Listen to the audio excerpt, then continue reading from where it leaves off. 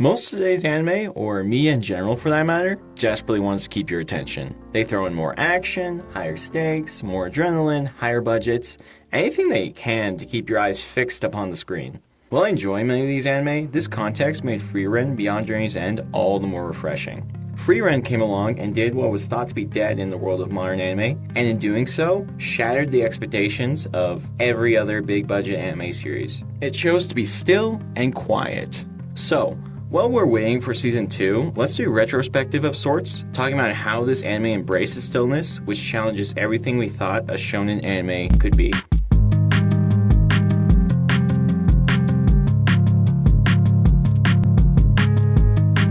Instead of the tried and true adventure fantasy with a group of weary travelers on a quest to conquer evil, this show asks the question of what happens next. Our main character, Frieren, is an over 1,000-year-old elf who just helped save the world off camera. But while everyone else celebrates, she doesn't really seem to care.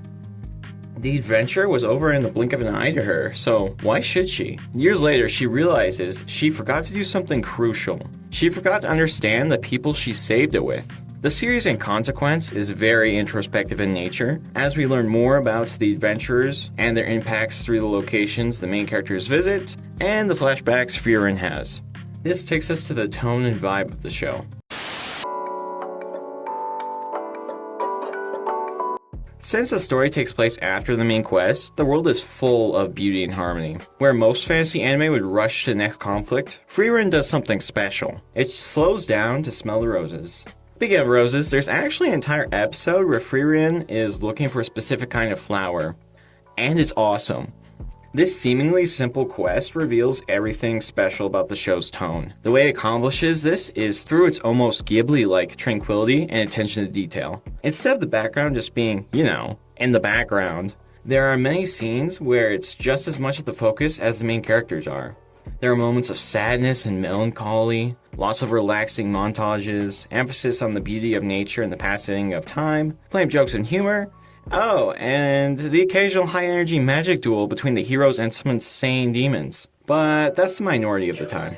When the show does decide to throw down, it hits different. Because unlike other anime where fights are the main course, Frieren makes them feel special because of how infrequent they are.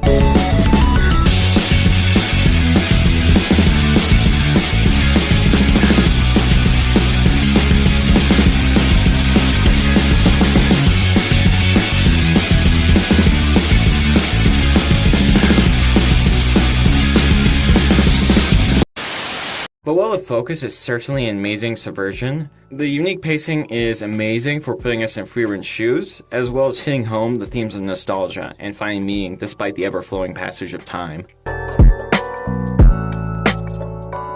To me, one of the most beautiful and powerful emotions comes from introspection. Nostalgia, peace, hope, love, and the passing of time. And what's great is Frieren does not hold back on any of these feelings. From episode 1, you know the pacing is going to be very different.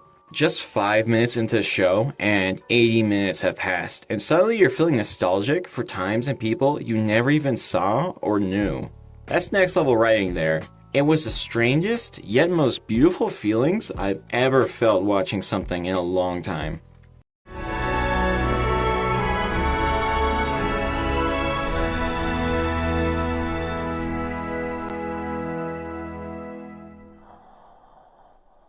Then later, when the characters are dealing with the demons I mentioned earlier, those 5 episodes take place in like 2 days.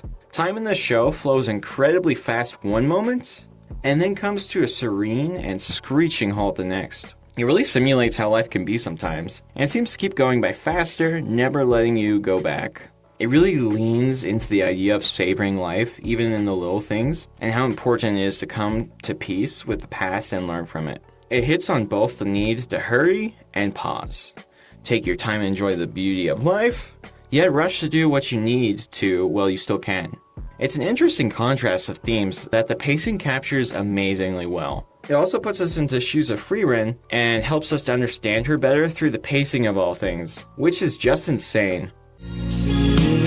光はもうこうささやく静かな夜思い出が漂う心に響く声